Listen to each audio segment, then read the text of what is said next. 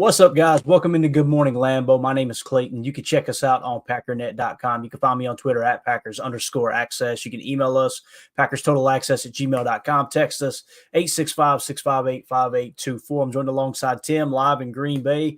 I'll tell you what, Tim, the voice may go on this show. We're gonna try to muscle through here, keep ourselves off the IR. But it's getting down into the teens at night and up into the 60s during the day. So my body is going, what in the hell is going on out here? How you doing this morning, bub? I'm doing good, man. I feel you, man. It's the same thing up here, man. Cold at night, and then we're getting like almost 40s during the day. So which is balmy up there, isn't it, man? Yeah, for sure. Definitely want to give a shout out to the chat. We got Peter Stone in the house, Ron Samble, Eric Sutherland, Blake B. The second Ron in the chat, Ron with the cheese head or cheese emoji. Good morning, guys. Hope y'all are doing great on this awesome Tuesday. I'm expecting a light crowd, to be honest with you, because, obviously I think a lot of people were off of work yesterday. Everybody kind of getting back to the grind.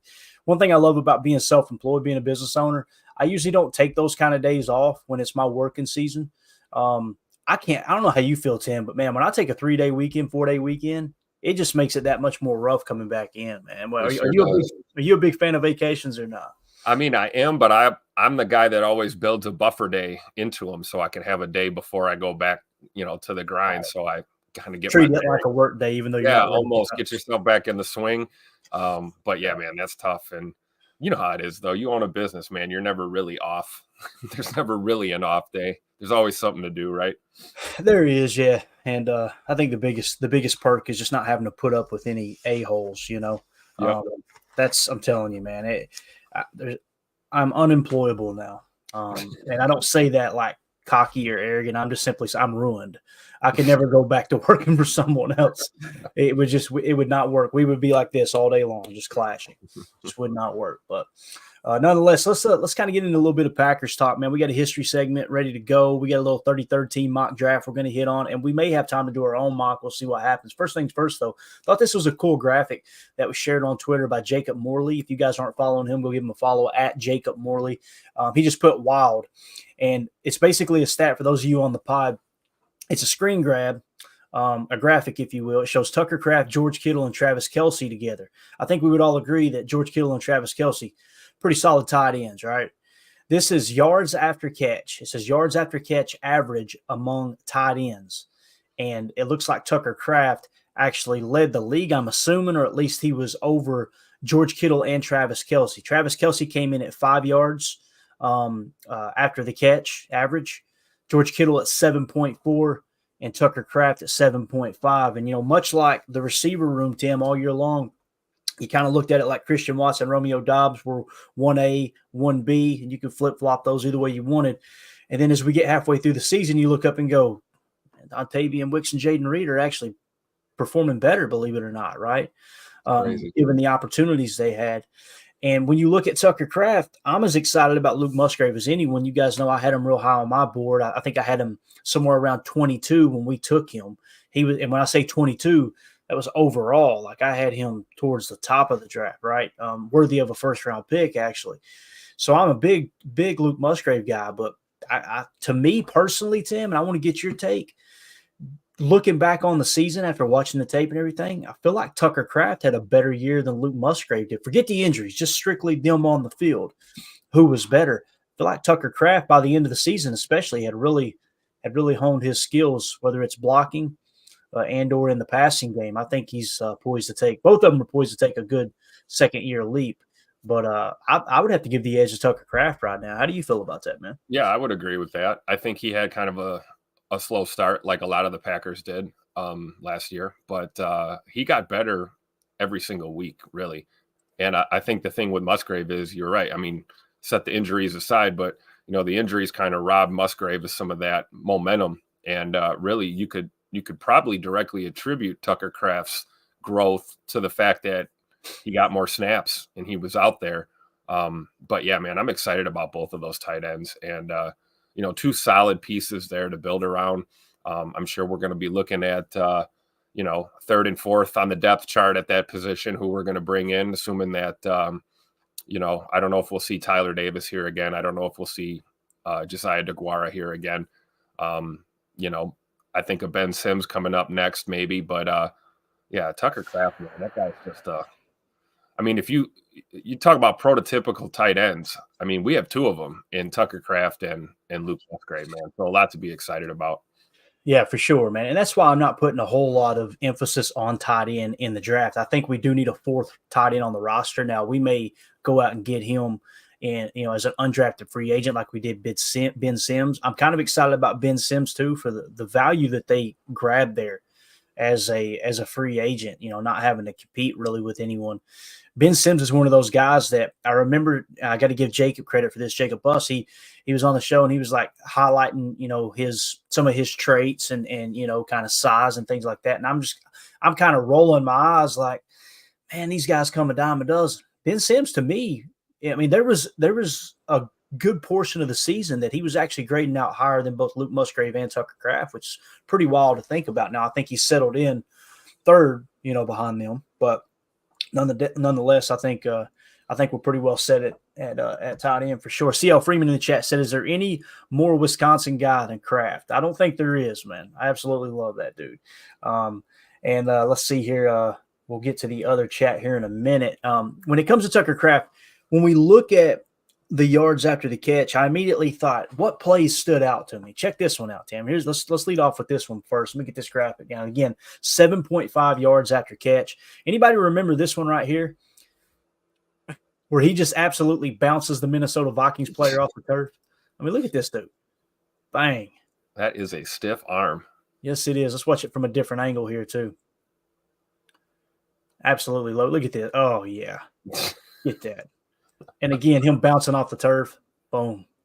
Now, I got to be careful with this next clip. This is a video that I put together on Twitter, okay? And we will get hit with a huge copyright if I'm not careful. But we're going to – hey, we're just as Austin Powers said, I, too, like to live dangerous, okay? So we're gonna play it here. I got to cue it up perfect at the end. A little bit of language, but, hey, we're all grown-ups here, all right? This was Tucker Kraft running over a Kansas City Chief.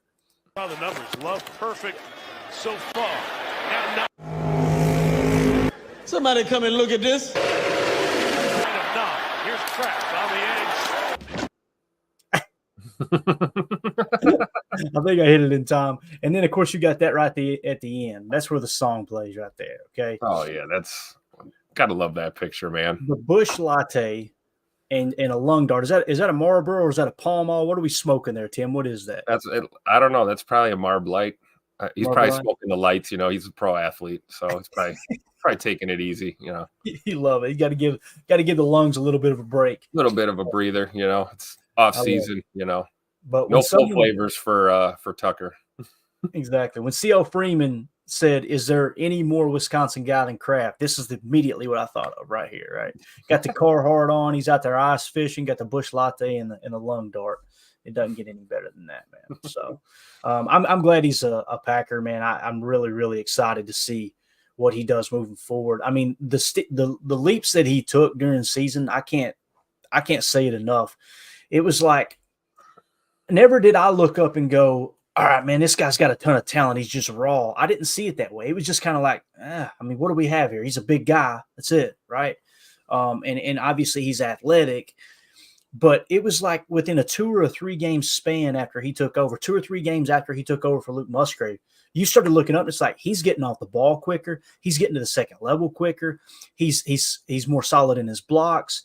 His hands, to the best of my knowledge, he didn't drop a pass all year long. I think the one drop that came at the very end of the season was actually considered an inaccurate pass, which wouldn't have been a drop.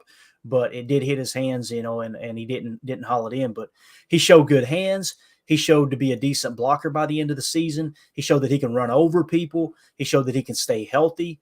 I don't know what else you could ask for in a rookie tight end, man. I'm excited to see what he does here in his year 2 campaign for sure, man. Yep. I think, going away from the fullback in our offense and choosing to run with, tight end heavy is exactly why we're where we are. It allows us to load up on guys like this. And like you always say, take multiple swings in the draft and try and load your rooms up with as much talent as you can. And not having to carry a fullback is going to allow you, the opportunity for your tight ends to flourish. And I think we saw that last season for sure. Yeah, definitely, man. Definitely. Let's go to the chat real quick here. Let's see. Randy Cleaver says Kraft is a dog. Reef says, but Musgrave might have a higher ceiling. You would think so, right? Being drafted higher, having a little bit more athletic ability. Really, you got two different types of tight ends there too, though. Tucker Kraft is more of that inline, right? Inline. He may have breakaway speed, not to the point that Luke Musgrave does, right? You can see it all over the tape. Luke Musgrave, in my opinion, is one of those tight ends that you could put on the boundary if you wanted to. Yeah. You could put him on the boundary and Tucker Kraft. So what does that do when we talk about boundary? That's the short side of the field, okay? That's what boundary means. And the reason it's so important to understand the difference between boundary and field side is because when you put someone in the boundary X, you're basically putting him on the short side of the field, and you're forcing the defense to have to focus on the large side of the field. So you're creating more of an isolation play on the left. And what I mean is, what if they just play a basic two-man under? If they go two-man under, meaning man coverage, two safeties high, right? If you've got your best player on the boundary X spot, in the boundary X position, opposite the tight end, that means you've got Trey or Trips on the right side, and you would have him on the left of the boundary. You're forcing that safety to cover one guy only, right? Now, they may go, all right, just man him up. Well, if you've got a really good boundary X and they just go one-on-one, there's your Devontae Adams matchup that we have for so many years, right? So it's why it's important. Like, if you could get Luke Musgrave to the point that he could play boundary X consistently, now what you can do is come out in 12 personnel and still show a Trey on the right side, meaning one running back, two tight ends with Tucker Kraft attached on the field side, Musgrave at the boundary X, your two wide receivers opposite that. You're going to force somewhat of an isolation play there. What it also does, Tim, if they come out in a base set, they're going to have to roll those backers to the strong side, to the field side, right? And when they do that, now you're setting yourself up for a nice toss crack to the left. Oh, by the way, it's Tucker Kraft out there one-on-one blocking with most likely a safety or a linebacker. You really like your chances running outside there. Even a fake toss, boot action to the right, and then you could have Tucker Kraft dragging across and maybe run some kind of flood concept on the field side. Just a multitude of things you can do when you've got two tight ends, one of which could be kind of that wide receiver hybrid that Musgrave has the potential to be. So, yeah, such a nerd. God, I love this game, man. Doug says unfiltered camels, what he said. It would have about that. The only thing that would have made it better is if you could see that he had tore the filter off. You know what I mean? That would have been absolutely awesome. Several people back home, they just they didn't get cancer quick enough. They wanted to speed up the process. They're tearing off the filter. Ron in the chat said, appreciate all the prep you put in, Clayton. Good stuff. Hey, we appreciate you hanging out, man. This is a hobby for me, man. I love this stuff, and you guys make it so much better. Zane Strong said, Baby Gronk is a legend. So they're calling Tucker Kraft Baby Gronk. You know, anytime you compare someone to a first ballot Hall of Famer, arguably the best tight end in the history of the game, you're probably stepping over a boundary a bit, but I can see where you get that from. He's got kind of that same play style, right? Gronk was really good at blocking. If Tucker Kraft ends up being 3/4 of the player that Gronk was, we're set at tight end for a long time. There's no doubt about it. Jay in the chat said, love the tight end room. Some real football players. Yeah, it's a total overhaul. There's no doubt about that, man, for sure. Let's see here. What else we got in the chat? I think we're good. I think we're all caught up. I had one starred earlier. Here we go. Eric Sutherland taking a little Bears shot. He said, Fields unfollowed the Bears. Might be over in Chicago. Maybe we can bring him in as running back too. I like it. I don't know if he could beat out Emmanuel Wilson, to be honest with you. I don't know. Yeah, it's true. You love to see it, man. All right, Tim, we're not going to let it get by us today. We're going to get right into the history segment right now, and then we'll wrap up with some 33rd team mock draft talk, if that's cool with you guys. Let's just go ahead and jump into the history because if we keep missing history segments, we're not going to get through this series this offseason. So I know we got plenty of time to hit it, but there's going to be other weeks where we don't hit any history at all because simply we're, got more to talk about, whether it's free agency, the draft, all that good stuff. But in this episode here, we kind of pick up with the Hungry Five, and it'll explain who the Hungry Five is. Curly Lambeau being one, 4 other business owners in the area that wanted to keep the Packers afloat. And then, of course, you've got the forming of Green Bay Packers Incorporated, and you'll get your second stock sale. I watched this earlier this morning, this segment. You'll get the introduction to Arnie Herber, which we played a little bit of clip a few weeks ago on Arnie Herber. And then, of course, Don Hudson. And specifically in this clip, you'll get a little taste of Don Hudson, Curly Lambeau, and Arnie Herber shutting up what at the time would have been a podcaster, to be honest with you. He was the guy that was on the radio, and all he did, you guys know what I'm talking about too. There's fans out there. We got some fans that watch the show that the only time I hear from them is when they disagree, right? Yep. And when he gets to that point, now it's time to kind of part ways. If all you want to do is argue, there's no place for you here. If you want to have a educated, discussion and hey, look, here's my side. What do you think of this? And a little back and forth, totally cool. Nobody's going to look at someone's opinion and go, oh, that's stupid. But if you come at us and say it's stupid, life's too short, man. We're just going to move on. You got a guy that used to buy a radio spot, right, just so he could basically give Curly Lambeau hell on the decisions he was making.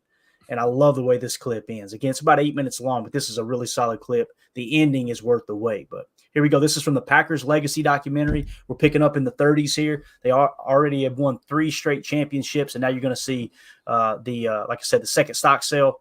You'll see Don Hudson come on the scene and Arnie Herber, and they'll begin to dominate the league. Time and again, the community and its leaders refuse to let go. That is when the Hungry Five really came into play. The people that led them out of those dark days. They were described as the Hungry Five, not because they were hungry for food, not because they were hungry for football, but because they were hungry for money.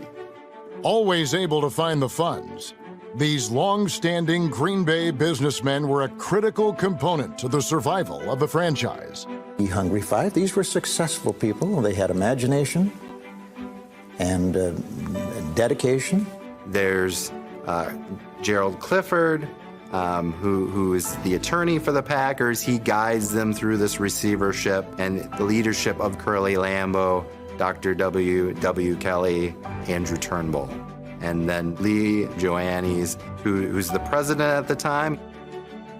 It's a civic pride in terms of being part of the Packer organization and making sure that the Packer organization keeps going. If all the businesses in the industry would pool their resources and try to promote the city of Green Bay, all of that money could not have purchased for the city of Green Bay what the Green Bay Packers did through its spirit and pride and enthusiasm. January 29th, 1935. Following 17 months in receivership, Green Bay's NFL franchise reorganizes as the Green Bay Packers Incorporated. Yet again, the Packers look to the community for much-needed funds, calling up the second stock sale in their history. The team was not doing well financially, and they raised roughly $12,000, $13,000, and that money from the stock helped them to move forward past those dark days. Another crisis that we were able to overcome because of the people in this community. Gerald Clifford was the one who drafted the Articles of Incorporation. The second time around, they were done in such a manner that they've remained a community-owned team. Of course, Curly continued to produce good football teams. He knew how to pick talent. That was his one quality, I think, that superseded everything else. Added to the mix is a tough and wily guy by the name of Hinkle. He was a fullback at 202 pounds, linebacker. He averaged over 58 minutes a game. He did the kicking as well. The old-timers used to tell me Clark Hinkle was Jim Taylor on offense and Ray Nitschke on defense. Pretty hard to top that. You just look at photos of Hinkle at the time, he looks like he's gonna be vicious about to hit someone, and it's almost scary. He was a phenomenal football player. Tougher than a rattlesnake was how one of his teammates described him. He left in 1942 and enlisted in the service for World War II and never played after that. When he left, he was a leading rusher in the history of the National Football later. Buckets Goldenberg, 1933 to 1945. Longest tenure of any player Packers history during the Lambeau years. An outstanding guard. An immigrant from Odessa, Ukraine, who moved to Milwaukee at the age of 4. He played college football for the University of Wisconsin-Madison. I always dreamed of playing football with the Green Bay Packers. Even though I could make more money with another team. So much of it is what Curly did. He had that eye for talent. He just knew what he was looking for in a player. He built championship teams here with total free agency. Throughout the entire decade of the 20s into the 30s, there was no college draft. So it was very important which players you could lure to play on your team. One such player, Arnie Herber. Considered one of the greatest long passers of all time. His fingers were short and stubby, so he couldn't grip the football the way a normal quarterback would. First passer in the history of the league to pass for 1,000 yards. Green Bay native. Pro Football Hall of Famer. As far as throwing the long pass, 50, 60, 70 yards, and a competitor from the word go. He taught me an awful lot about the long pass.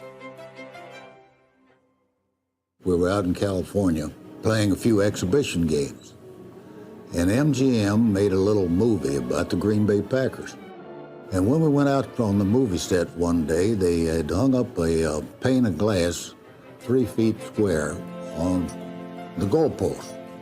And they gave Herber the ball at the 50-yard line and told him to throw it through the glass. He threw the pass before the cameras are on. Garage! And broke the window pane. And they asked him, he told him he had to do it again, and he broke the pane the second time. He threw the first two right through the glass from 50 yards. Now that's accuracy with a football. Arnie Herber needed that end that could stretch the field, and they got such an end in Mr. Don Hutson in 1935. Known as the Alabama Antelope, Curly's recruitment of Hudson is a key factor to the Packers' success.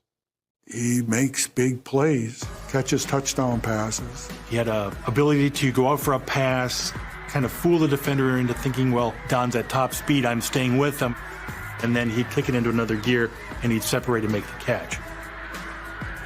There were not a lot of teams in the NFL at the time that featured the passing game the way Curly did, and that helped make Packers very successful. With Arnie Herber having somebody he could throw the ball deep to, that really broke the team out of a slump. The NFL draft was not established until 1936, so that was the year after we got Hudson.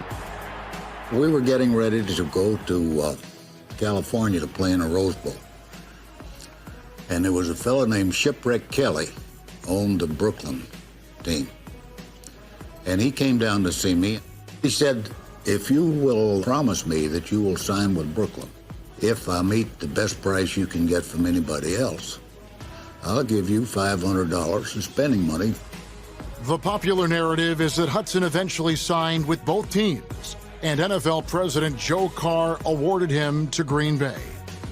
There is little or no evidence Hudson signed with football's Brooklyn Dodgers. In fact, Hudson denied it at the time, and the NFL has no record of it. If I had gone to Brooklyn, I might have never had a career in pro ball at all. They had no passer that was strictly a Ohio State offense. His impact is immediate. He is not without his critics. There was actually a business guy in Green Bay who had a radio show. Emmett Platten, 6'4", 230 pounds, outspoken fan, local radio personality, Packers shareholder. He would criticize anybody he wanted to in Green Bay because he was such a big guy, no one was going to take him on. He was sort of irascible, too. Oh, yeah. He was... kind of a black sheep in the family, really. Yeah, he was. He was a Packer fanatic, and he would rent time on the local radio stations to criticize Curly Lambeau's everything about him. We'd be in the locker room when everybody listened because he's critical of Lambeau. And this time he spent his entire 30-minute program telling what a lousy deal he made in signing Don Hudson. He talked about Hudson saying that he was not big enough, he wasn't going to last, he wasn't impressed with him. This kind of motivated Hudson. Packers are playing the Bears, second week of the 1935 season. It was the Packers' first play from scrimmage. Arnie Herber takes the ball, fades back to his 4-yard line. Hudson is streaking toward midfield, and Arnie Herber lets that ball go. On the first play, I caught a pass for 80 yards for a touchdown. That's the first time the Packers have ever scored on the very first play of the game. That 83-yard pass silenced them. And that was the last we heard about this guy on the radio for a while. Love that little snicker at the end, too, man. Don Hudson, just an absolute legend. You know, one of those guys, too, immediately the conversation, Tim, always steers back to, yeah, but could they do that today? They weren't the same. Absolutely, they could do that today. You know why? They would have access to the same technology, the same trainers, the same everything. I would argue that some of those guys back in the day, they came up so rough, they would be even better today. Now, maybe society would soften them down, obviously, with the way things are. The whole, you know, strong men make easy times. What is it? Hard men make easy times, right? Easy times make easy men. Yep. Easy men make hard times, right? And you get this vicious cycle. Back then, man, those coming out of World War One, which is when the NFL was really kind of founded, right? You come out of World War One, it was World War One vets coming back shell shocked and everything, and they started playing football to make a little, not even really to make a little money, to pass the time when they weren't working in the mines and things like that. Just some hard nosed men and women too at the time. I mean, my gosh, what our ancestors had to go through, coming up through the depression and all that. And then our electricity goes out for 10 minutes or the internet's down for a half a day. And we're over here pouting up like it's the end of the world. Right. So what do you think about that though, Tim? There's a lot in that history segment there, man. Arnie Herber, like I said, Don Hudson putting that old school podcaster to bed. Right. Yeah. The founder of Packers Twitter before it existed. Yeah. And Clark Hinkle in there too, another legend that doesn't get talked about enough. You know what? When I watch that old footage, the thing that stands out to me always is, especially on some of those touchdowns we saw, is like, playing with the goalposts smack dab in the middle of the end zone, and you've got not one post but two. You had the big H back then, and these guys were fearless, running across the middle, throwing darts, and it's like, avoid the defender and don't impale yourself on one of the goalposts that's just right hanging out in the middle of the end zone, man. It was just truly a different era, and fun to watch those old highlights, man. No, it is, and that's a good point too. Like, that's another angle to strategy too. Like with the goalposts, I guarantee you defenses would play defense. Like, okay, if you were in the middle of the field, it's like, all right, listen, cheat to the outside a little bit more. We got the goalpost there too. Yeah. I mean, I bet that was a real thing. I really do. Yeah. Pretty wild, man. Another thing too, many people don't know, but when the game started, the whole touchdown, right? The reason it was called a touchdown is you were supposed to get across the goal line and touch the ball on the ground. And that was considered a touchdown. That's where you got the points.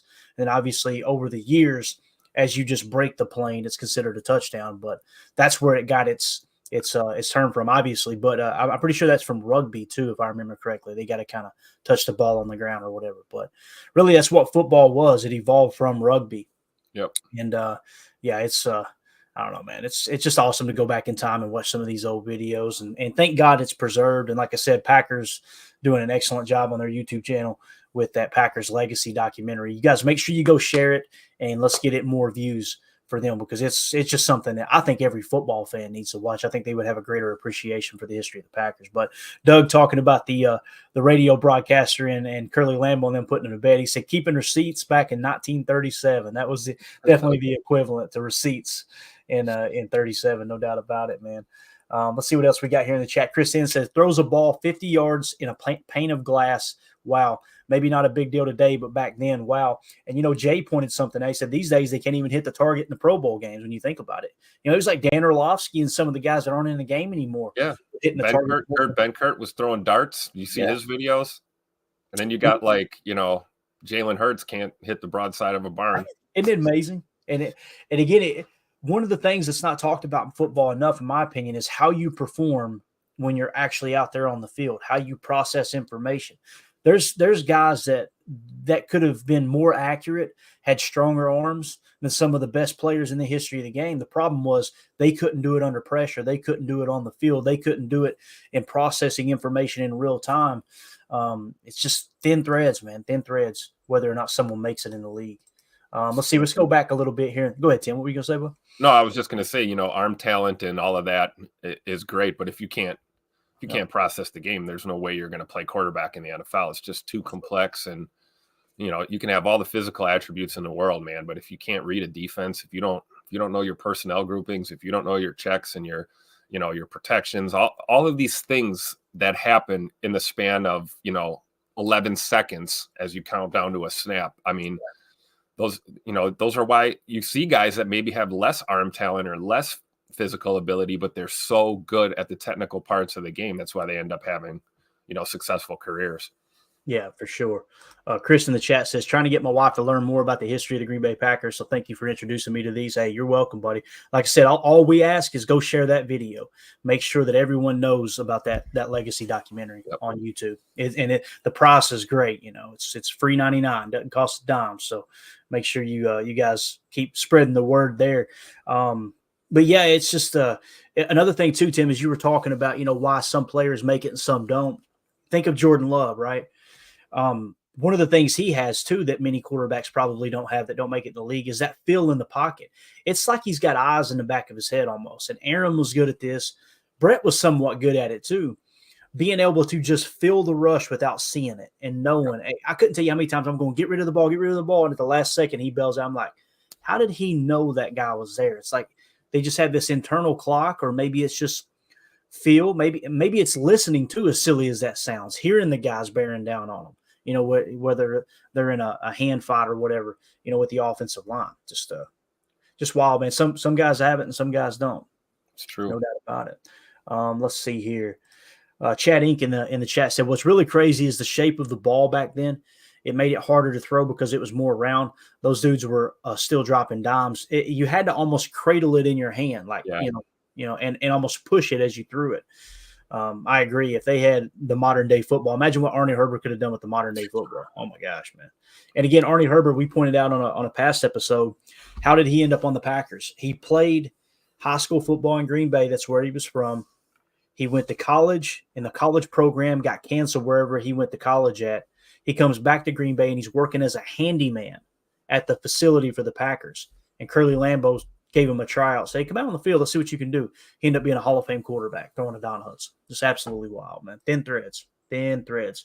Earlier in the chat, they were talking about the tight ends we were chatting about. Ron Sample said the tight ends have such great attitudes. The thing that popped in my mind as I read that chat, Tim, back in training camp, LaFleur said he was leaving the facility one evening, and as he walked out, he looked into like the players' lounge or whatever, and Luke Musgrave and Tucker Kraft were sitting there studying the playbook together. And this was like after everyone else left the facility.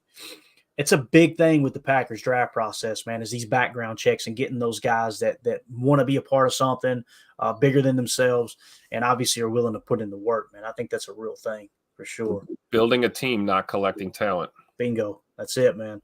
That's an old Bill Belichick / Michael Lombardi quote. Jay in the chat said, hope we can keep both of them for the long haul, Kraft and Musgrave. Here's the beautiful thing, Jay.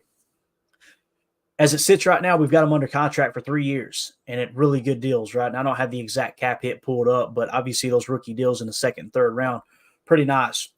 So they can't even hold out or try to renegotiate a contract until year 3, right? You got to have 2 years in the league. The new CBA will not allow people to hold out for a contract at that point. It's not that you can't hold out. I guess you could and ruin your career, but teams aren't even allowed to extend you until year 3 if you were drafted. Okay. So we got them under contract for 3 more years. So it'll be 2024, 25, and 26. And obviously by next year, you want to try to decide, all right, which one of these 2 tight ends is the tight end of the future, and then be prepared to move forward with him and then probably replace the other one. It's very rare that teams will re-sign 2 starting caliber tight ends, right? Just especially if they're both worthy of starting caliber money. The last team that comes to mind for me, honestly, was the Patriots back when they had Gronk and Hernandez. And I remember Hernandez getting that huge contract because I watched a ton of documentaries on his whole, everything that happened around his life and the tragedy there. And the way he sold, all he talked about was the Patriot way. And everything on the surface seemed like this is a guy you want to build a team around too. So they took the plunge and said, let's stay in 12 personnel. Let's sign both of these guys to contracts. And obviously everything that transpired, we won't get into all that, but that's the last team I can think of. Tim, can you think of another team that signed 2 tight ends to starting caliber money? What I mean by that is like top 10 tight end money. Yeah, no, I can't. I mean, that's the first and last one that comes to mind is New England. Yeah. Definitely. Chris in the chat said, if I had a choice, I'd keep Kraft over Musgrave, mainly because he can run block. Chris, here's how I would answer that question. If somebody asked me that question and they said, remove all draft status, remove all salary cap implications, you've got this player and this player. who would you rather have as your number one tight end? No BS. Mine is Tucker Kraft. That's just me personally. And that's not I'd move Musgrave to receiver. There you go. You get them both, right? There you go. We'll have a little it'd be like a white Megatron over there, you know. We'll take it. I like it, man. But yeah, that would be my choice though. If I had to choose between the two, it'd be Tucker Kraft. And that's not to knock Luke Musgrave. You guys know, like I said, I was really high on him. It's just Tucker Kraft is just, he's got that it factor in the game too. That it's, how many times did we see Tucker Kraft? He bobbled balls at times, right? Stumbling, things like that. You heard LaFleur say, and Musgrave stayed on his feet. Remember in that one play on the throwback or whatever? Yep. On the dragon wheel, whatever. So to me, Tucker Kraft just seems like he's more NFL ready at this moment. Now, Musgrave may come out in year 2 and completely scorch him. If he does, that's a really good sign for the Packers, because that means he is really taking a step forward. The awesome thing, though, is you've got two guys in the same position room that are going to continue to push each other. I think that's huge, too. Absolutely. Let's see what else we got here. Chris said, I found those videos on YouTube yesterday. Can't wait to start watching them, man. You're going to love them. They're absolutely awesome. And Jay in the chat says, these days you can't even hit the target in the Pro Bowl games. We already hit on that, right? So let's see what else we got here before we move on to the next one. What is this? Hey, AJ Rolf's in the chat. Of course, I pop over there. BB is captain of the Cankles Club. First thing I see. So evidently they're talking about Cooper Beebe, right? And he said it's a good thing, by the way. I think this is AFAM. Look at AFAM with all the burners in here. Also, he looks way more professional here, too. He's probably going, oh, crap, I got the wrong account. So he's signing out real quick. But he said, I hope we get Cooper Beebe in a Packers uniform. That name's been mentioned a lot to me in the chat. I try not to get attached to specific names. You know what I mean? Because the board is going to fluctuate a little bit. I just want the best talent available. But Cooper Beebe keeps getting mentioned to me for sure, man. So let's see here. What else we got? I think we're good here. Let's go one more here. Josh says, I never really dove too deep into the history of the Packers until this show. Absolutely a whole new love for the game and this team. That's what we're looking for, man. Glad you're enjoying it, Josh. Glad you enjoy it. We're just trying to get people addicted like us. That's right. We're the Packers history pusher, man. You know. With that being said, let's dive into some draft talk. You good with that, Tim?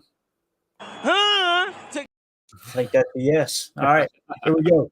This is the 33rd team's mock draft. Okay, I'm going to go full screen here for a second so you guys can see it really well. They did a mock draft, and this was by Marcus Mosher. I don't know who he is. He's obviously a contributor over there at 33rd team. He did a mock draft, and here's what it starts off with. It says the NFL Combine kicks off next week, and that's when many players will start to see their draft stock rise or fall. Athletic testing matters whether we like it or not. And it's what separates players from one another. So before the events are kicked off in Indianapolis, talking about the Combine, here is our new 2-round mock draft. See, I take this information.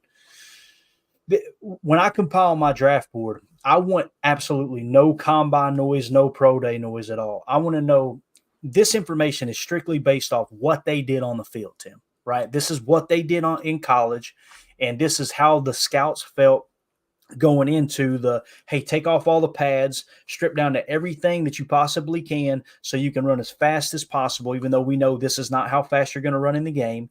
And some people run, faster in the game with pads on than they do without the pads, compared to other people. It's what we call game speed, right? And will it actually translate? So I like to build my board around this type of information, not necessarily a mock draft, but information this time of year before the Combine numbers hit. It's absolutely huge. And then when the Combine hits, I've got my own modifiers I add in. I won't even focus on adjusting my board to throw any other information in other than a little bit of a Combine bonus, but I don't penalize anybody for Combine numbers, me personally. Now, I'm not trying to predict who the Packers are taking. Many people like to try to be that. I told you they were going to take them because they look through the measurements of what the Packers really like. We'll mention that from time to time. I just want you to know none of that information goes into my board. And it's how we end up with someone like a Puka Nacua last year that we were kind of high on and many people weren't. And he comes out and just absolutely tears it up because on the field, on the tape, and through PFF, before all the Combine stuff, he was an absolute stud. Another one that kind of got dogged a little bit was Kyle Hamilton, right? Kyle Hamilton ended up being a stud. Didn't surprise me one bit. He was my number 2 prospect that year. And it's not that I graded him out or I watched the tape. this is all the people that I trust putting all this information into the database and coming up with a draft board. It's just something that we've done. I've done since 2010 now. So this is my 14th year doing it.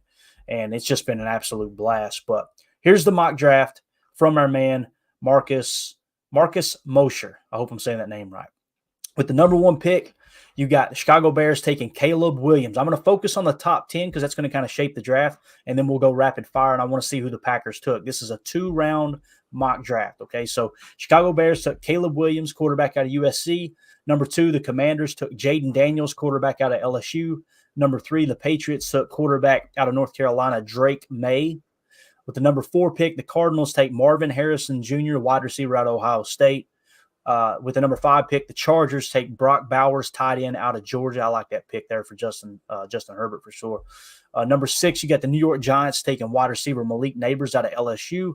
Number 7, the Titans took Joe Alt, offensive tackle out of Notre Dame. That's a huge pick at number 7. I think him and Caleb Williams are the best players in this draft. Caleb Williams, Joe Alt, and then, of course, Marvin Harrison Jr. are the top 3. If you land Joe Alt at number 7, you're doing pretty darn good there. Atlanta Falcons took Rome Odunze, wide receiver out of Washington. At number 9, you've got the Chicago Bears taking Terry and Arnold, cornerback out of Alabama. Number 10, New York Jets took Olu Fashanu, offensive tackle out of Penn State. Anything you want to comment on there, I could scroll up or down for you, Tim, in that top 10 of the 33rd team's mock draft. No, that looks I don't know. That looks pretty interesting. Yeah. Okay. All right, now we'll go rapid fire and let's get to the Packers picks here. We got number 11. The Vikings took Quinyon Mitchell, so they've got him mocked to number 11. Remember when he was listed as the 3rd best corner, Tim? Yep. And now you're seeing like he's coming in as a 2nd corner here, but I mean coming in at number 11, that would not surprise me one bit. And it's all going to come down to the combine whether it fluctuates a little bit. Denver Broncos at number 12. I love this pick. I absolutely love this pick because the more quarterbacks that are taken, the more it helps the Green Bay Packers. They've got the Denver Broncos taking J.J. McCarthy, quarterback out of Michigan. 13, the Raiders. You got Fuaga, offensive tackle out of Oregon State. New Orleans Saints at number 14, J.C. Latham, offensive tackle from Alabama. Number 15, you got Indianapolis Colts taking Dallas Turner, edge defender out of Alabama. Number 16, the Seahawks take Latu, edge out of UCLA. Number 17, the Jaguars take Nate Wiggins, cornerback out of Clemson.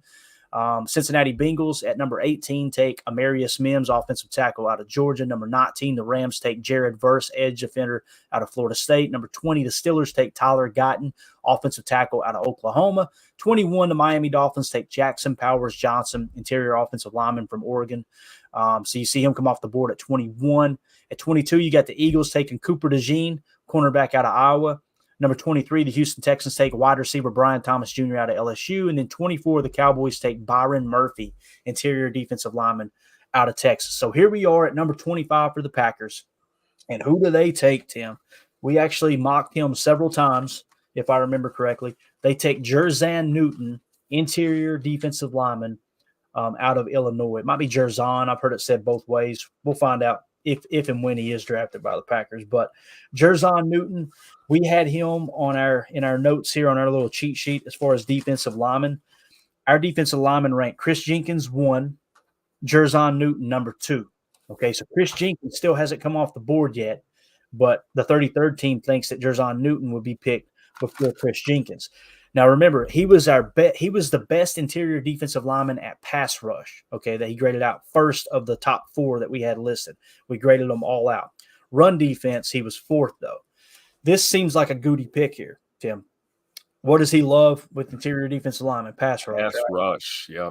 So this makes a lot of sense, man. What do you think about that pick right there?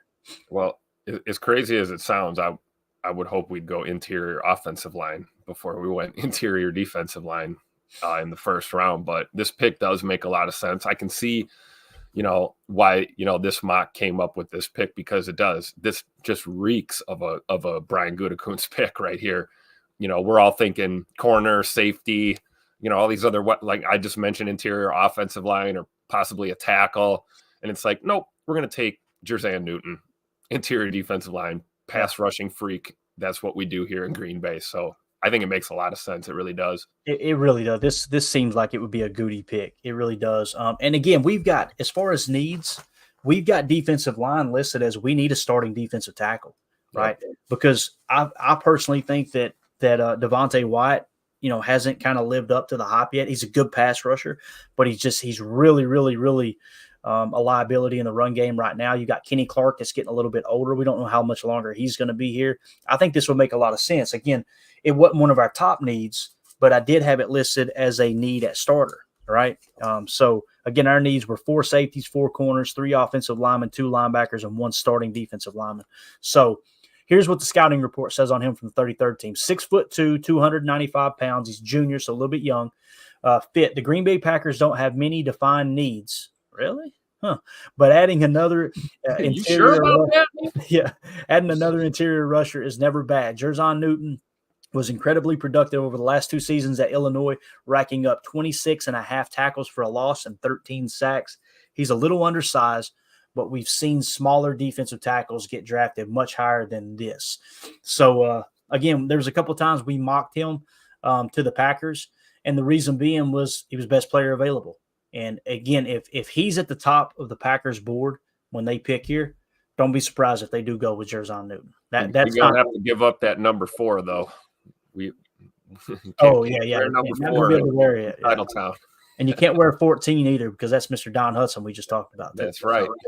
May have to go with a defensive lineman wearing 44 would be cool. I don't know who's got 44 on the roster right now, but nonetheless, you get drafted in the first round, you probably cut a little bit of that bonus check, that rookie bonus check, and get that number you wanted. But all right, let's rattle through the rest here and then get through the second round because we should have 2 in the second round if I remember correctly, which is absolutely awesome. So Tampa Bay, Graham Barton from Duke, offensive lineman. Arizona Cardinals, Troy Fontana, offensive tackle out of Washington.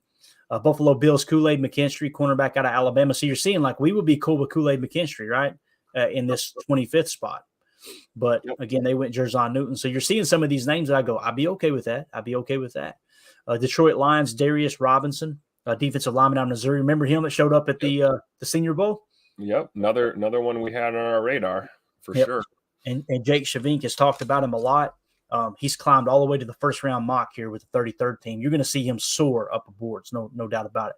Baltimore Ravens at number 30 take Enos Rakestraw Jr., cornerback out of Missouri. Number 31, the San Francisco 49ers take Jordan Morgan, offensive tackle out of Arizona. Kansas City at number 32 takes Keon Coleman, wide receiver out of Florida State. They get Patrick Mahomes, another target there. So let's move on to the second round. Panthers take, at number 33, the Panthers take Mitchell, wide receiver out of Texas. Number 34, the Patriots take Ladd McConkey, wide receiver out of Georgia.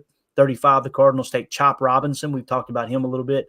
Edge defender out of Penn State. Number 36, the Commanders take Kamari Lassiter, cornerback out of Georgia. You guys know we did one mock draft where we traded down and took Kamari Lassiter. You remember that? That was the one we really liked, wasn't it, Tim? Yep. Let me flash that on the screen real quick because that's interesting. They've got Lassiter going number 36 to the Commanders. And our favorite draft that we've done so far was right here. We took Lassiter at 29. We traded out of 25 to 29 and picked up a 61st pick, and we took Lassiter there at 29. So you can see he would be in play for that trade down according to the 33rd team, no doubt about it. So just interesting how that fell into place there. So, again, that was Lassiter to the Commanders at 36. The Chargers took Devondre Sweat, defensive lineman out of Texas. So when we picked defensive lineman earlier, if Goody came down to it and said, all right, we're going to take a D lineman here, we had them ranked Chris Jenkins 1, Jerzon Newton 2, which is the one we ended up taking, then Devondre Sweat 3rd, and then Byron Murphy 4th. So I think all of those but Chris Jenkins have gone already. So just keep that in mind. And he'll probably be going here real soon, I would imagine. Xavier Worthy, number 38 to the Titans, wide receiver. Bo Nix, quarterback out of Oregon, going to the Giants at 39. Number 40, the Commanders take Chris Braswell, edge out of Bama. And here we are with the Packers. At number 41, the Green Bay Packers select Kingsley Suamataia. I think is how you say it. Suamataia. However you pronounce the name. Offensive tackle out of BYU. So you see interior defensive lineman and you see offensive tackle. There are people losing their mind looking at this mock right now going, what? It seems like it happens every year, guys. We look up and go, Goody, what are we doing? Like, why we didn't need that. And then you look up in 3 years and go, okay, it makes sense. Right. So that's that's an interesting pick there. Let's see if we get a profile on him. Oh, no, it done screwed me all up here, didn't it? You guys can't see. What are you seeing on the screen right now, Tim? We're seeing round 2. Okay, same thing. All right, cool. I pulled it up in a separate window. It sent me to a separate window. I'm going to read a little bit about Kingsley Suamataya. Okay, 6'5", 325 pounds. Hometown was Orem, Utah. He's a 3-year sophomore. That's interesting. It doesn't show his exact age, but that's okay. The player rankings and grade, he was 36th overall, 7th in his position, had a grade of 6.6, which according to the 33rd team is low-end starter, okay? It said he has the coveted combination of youth, size, power. Boy, that sounds like Goody, don't it? Youth, size, and power, and athletic abilities develop into a very good NFL tackle, but his inexperience shows in his lack of awareness and technique, making it difficult to trust him in pass protection right now, okay? And his strengths are size and length, natural strength and power, athletic upside. His weakness is awareness, hand placement, and pass protection productivity. Okay, so just one of those raw physical talents. Kind of sounds like a Goody pick. I ain't gonna lie, guys. So just keep that in mind. That's who they mocked at 41. Let's keep this thing rolling because I think we got us another pick coming up, don't we? Yeah, at 57. So 41, we said it. Let's see, 42, Vikings take Zach Frazier, center out of West Virginia. 43, the Falcons take Braylon Trice, edge out of Washington. 44, the Raiders take Edgerrin Cooper, linebacker out of Texas A&M. 45, New Orleans Saints take Troy Franklin, wide receiver out of Oregon. 46, the Colts take Tyler Nubin, safety out of Minnesota. So you see Nubin going 46 right there, Tim. We could have taken him at 41. What do you think about that, man? Would you rather have a tackle there if he's higher on the board, or would you reach a bit and go get Tyler Nubin to ensure you got him there at 41? That's the big question we keep coming up with, isn't it? It sure is. Yeah, that's tough to answer. This is why I don't want Goody's job at all. I'm a defensive guy, man. I would go after a safety. Nubin for sure, but I don't know. It's tough because we talked about tackle and kind of uncertainty there going forward. So yeah, it's going to be interesting for sure. I don't know. I like Nubin. I do. I really do. I don't know as far as taking him quite soon in the draft. You don't want to swing and miss and waste a pick, but right. It's tough. That's the tough part because like 25, if you take safety at 25, everyone goes, no, you're reaching way too far.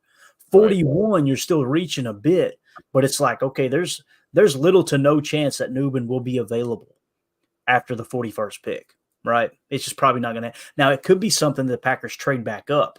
Like, you know what I mean? Like, let's say they took, what they did at 25 and then they picked at 41.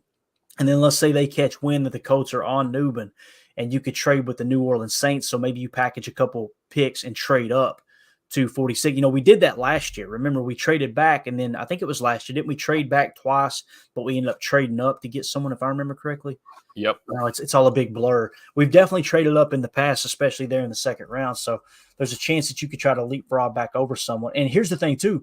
Goody may not even have Tyler Nubin, on the board. Yeah, like he may be like a day 3 pick according to Goody, right? He also could be in his top 10. Nobody knows, right?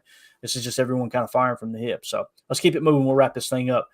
47, you got the Giants taking Patrick Paul, offensive tackle out of Houston. 48, you got the Jaguars taking Christian Haynes, offensive lineman out of UConn. We were big on Christian Haynes. As a matter of fact, when we broke it down offensive lineman wise, we had Powers Johnson 1, Christian Haynes 2, BB 3, Fuaga 4. So Christian Haynes was our second best offensive lineman in this draft in the early going. The board isn't complete yet, but that's kind of our quick evaluation is what we came up with. The Bengals at 49 took Roman Wilson, wide receiver out of Michigan. At 50, the Eagles take Junior Colson, my man Junior Colson. So you miss out on him. He's the number 2 linebacker behind Jeremiah Trotter Jr. according to our little mini draft board. But again, I'm starting to lean toward Junior Colson being a better linebacker simply because the 33rd team is so high on him, and I put a lot of stock in what they believe. But there you see that first linebacker come off the board. With the Rams at 51, you got Omagaji, offensive tackle, Kyron Omagaji out of Yale. At 52, you got the Steelers taking Mike Sainstrill, cornerback out of Michigan. At number 53, you got the Dolphins taking Jatavian Sanders, tight end out of Texas. So there's your first tight end off the board. Philadelphia Eagles taking Malachi Corley, wide receiver out of Western Kentucky. Cleveland Browns at 55 taking Chris Jenkins, defensive lineman out of Michigan. As we mentioned earlier, we ended up taking Jerzon Newton. I actually had Chris Jenkins as the best defensive lineman in this draft. You see him fall all the way down to 55 to the Cleveland Browns. I think that's a solid pick. Dallas Cowboys take Jonathan Brooks, running back out of Texas. That'll be kind of somewhat of a partial red shirt for his rookie year with the ACL. And then at number 57, Tim, the Green Bay Packers select Cameron Kinchens, safety out of You sure about that? You sure about that? So if they end up taking Cam Kinchens, let's see what the 33rd team says about Cam Kinchens at the moment. You guys know the PFF rankings adjusted yesterday or the day before yesterday maybe to where Cam Kinchens dropped all the way down to like number 80. And we'll see if that shakes back out and he climbs back up, if there was some kind of glitch or maybe they're just organizing over there. We'll see how it unfolds. But here on the 33rd team, here's the scouting report for Cam Kinchens, and we'll wrap this thing up. Safety out of Miami, 3-year junior. He's 5'11", 205, hometown Miami, Florida. It sounds silly. When you grow up in Florida, Green Bay's a lot different, right? Yeah. Keep that in mind. Just a bit. You know, like Tucker Kraft playing in South Dakota, right? It helps. It helps that you're used to some of that cold weather. I mean, you see the guy out there ice fishing. Maybe that's why he played well down the stretch in Green Bay. He's used to the cold. It is a factor. The player ranks and grade. He's 29th overall, according to the 33rd team, second at his position behind Tyler Nubin, and a 6.7 grade, which means he's a strong starter. So they're higher on this pick. He has a higher grade than the tackle we took. And you're going, well, why would we take a tackle earlier then if that's the case? Because Goody loves, and they know that's what the 33rd team's taking into consideration, he loves those project guys, high ceiling athletic guys. Think Quay Walker, right? In my opinion, Quay Walker still hasn't kind of lived up to a first round talent, in my opinion.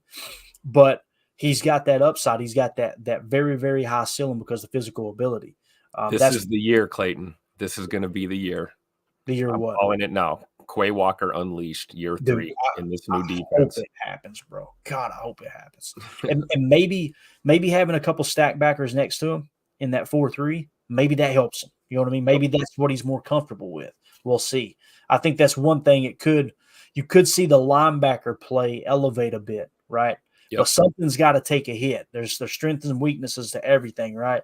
With a 4-3, I think it's hard for me to look at it and go, here's what's going to get better, here's what's going to get worse, because we don't know what defense Hafley's going to call. But him having, rather than just one backer there with him in the middle in that nickel or in that base, maybe having one on each side will allow him to play a little quicker. It could be the case. We'll see. Kinchens, though, 29th overall, like I said, 6.7, strong starter grade. Kinchens is a physically aggressive safety who can be versatile piece at all levels of the defense, but he will need to be better his man coverage abilities and eye discipline to reach his full potential at the next level. Here's the beautiful thing. If we go middle field close, which it sounds like Hafley probably will, we'll see. We'd be playing a lot of cover 1 man and a lot of cover 3 with him playing deep safety. He shouldn't be in man coverage very often. He will be the deep safety if we do draft him. So his strengths are physicality, coverage instincts, downhill speed. His weaknesses are over-aggressiveness. Boy, fans are going to love that. They want more aggression. You're going to get it with him. He's soft in man. Luckily, he doesn't have to play a whole lot of man unless we go zero blitz. And he's slow to redirect. So that's his weaknesses. So there you go. That's how the mock draft laid out for the Packers. I don't think there's any more picks. Yeah, that's just basically it. So interesting to see. It's important to kind of cover all angles, and look at different websites and where they have people ranked, where they have people go. And I think it's important to kind of look at it from multifacets for sure. Yeah. That being said, Tim, you got anything else, man? We look at this. We're at the hour mark. We did good, buddy. I think that that's probably one of the more interesting mocks that we've seen, recently. And I'm with you. Things are going to change here. Combine's coming up. I don't know. You guys are going to rise and fall. And, we can predict all we want, the best thing we can do from our perspective is just try to learn as much as we can about these players that are on our radar, and hope that some of the guys that we're interested in end up being drafted. But like you had said about Newman, for all we know, he's not even on Goody's radar. Goody may really like Kinchins. He may really like, there's other safeties and corners in this draft. So I do think that we might see more of an emphasis on the defensive side of the ball in this draft, just because I think we need some pieces there. But again, what the heck do I know? So it just makes me look forward to draft day that much more, Yeah, for sure. And again, I'm going to continue to remove the emotion, remove the personal bias, and build this board out. And I'm excited to see how the board, the final project ends up here. And I'll try to keep you guys updated. I'm going to put about 30 more prospects into the system today as far as another aspect of their grade and their average. And then, of course, the only thing that should be left as I wrap up this stage of my draft board will be combine bonuses and Greg Cosell bonuses. Okay. And then that'll adjust. That'll have a pretty decent impact. Notice I didn't say combine penalties. I will not penalize any player for combine performance. I just will not do it, because I'm telling you, it always comes back to bite people in the rear end. Trust the tape over the combine numbers. What the combine should do is confirm what you've seen on tape. It shouldn't, if you've seen something bad on tape, he's already low on the board, and the combine will confirm, yep, he's got bad athleticism. He's not there. If you've seen something good on the tape and he comes out and has a great combine, you go, that confirms it. Let's raise him up the board, right? But if he comes out in the combine and he bombs out, but the tape was good, it should be, okay, we didn't get confirmation, but he shouldn't be penalized to drop on the board. All that simply means is some guys are going to raise up over others. Nobody's going to go down underneath anybody, if that makes sense. So that's the mindset I try to have going in, and it hasn't steered me wrong yet in that regard. Now, there are certain measurement requirements and stuff that are important. I don't put any of that into my board. And what I mean by that is the Packers have their favorite types, right? And I lean on other people like Jake Shavink. I'm going to lean on him and go, hey, here's how my board sits. I'm not going to change it based off what you say, but do the Packers like his size, his agility in that specific position?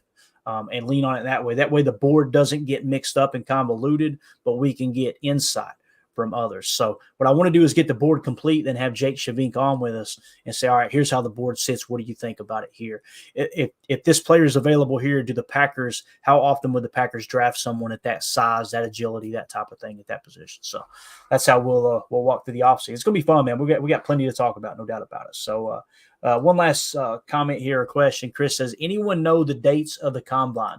The only date that I have here is kind of when it kicks off. There should be specific scheduling. If you go Google it, you should be able to find it really, really easy. But if you notice here, this is the league schedule.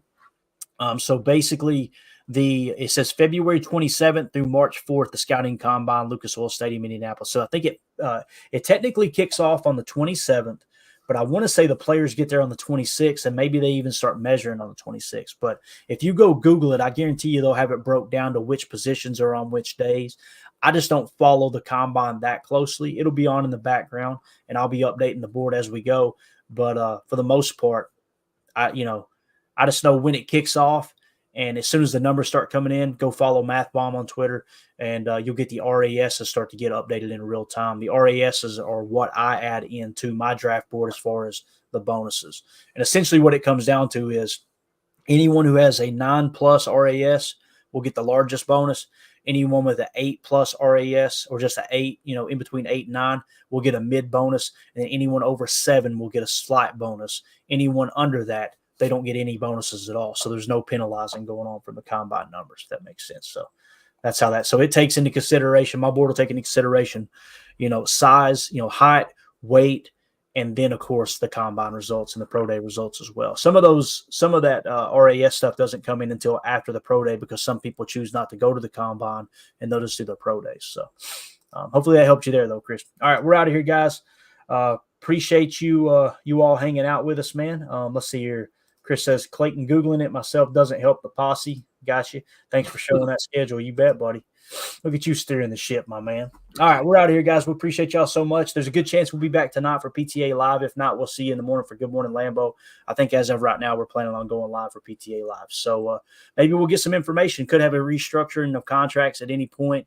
There's a lot of things that could still happen. Again, we set the kickoff date of the 17th. It probably wouldn't happen before the 17th. That Aaron Jones's contract would be restructured. And here's the thing, too. It may not get restructured, Tim. We may be looking – Goody may be looking at this year. Probably shouldn't get into this till tonight, but we'll do it anyway. Goody's probably could be looking at this year and going, you know what? Let's don't do any restructures. Let's just cut back, free up the $20 million. We got the room we need. Let's go build in the draft. Let's don't do anything in free agency, and let's run this thing back. There's a chance that happens, right?